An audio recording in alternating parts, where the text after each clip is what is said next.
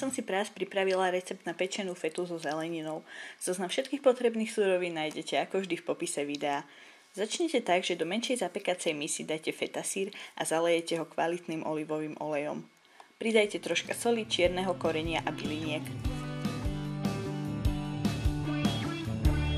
Potom si na menšie kúsky nakrájete paradajky, farebnú papriku a kľudne pridajte aj čierne olivy. Nakrájenú zeleninu pridajte k syru a dajte zapiecť na približne 10 až 12 minút.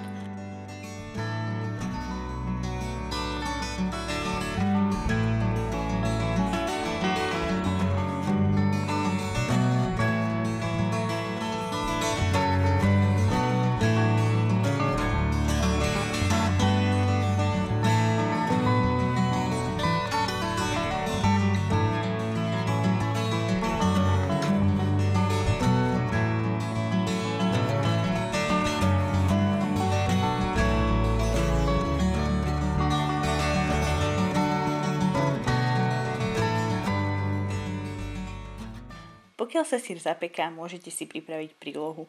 Ja som volila nakrájenú papriku a pita chlieb. Po upečení ešte horúci syr popučte a poriadne ho premiešajte so zeleninou a olejom. Ešte teplý dip môžete servírovať v menšej miske. Nebojte sa pridať ešte trochu olivového oleja a byliniek. Ak chcete, aby dip vydržal dlhšie teplý, pečte syr v malých myštičkách, ktorých ho viete rovno servírovať. Ak sa vám toto video páčilo, môžete označiť lajkom alebo mi dajte vedieť v komentároch. Tiež ma môžete sledovať aj na Instagrame, kde budete mať prehľad o pripravovaných receptoch. No a to je na dnes odo mňa všetko a my sa vidíme pri ďalšom videu.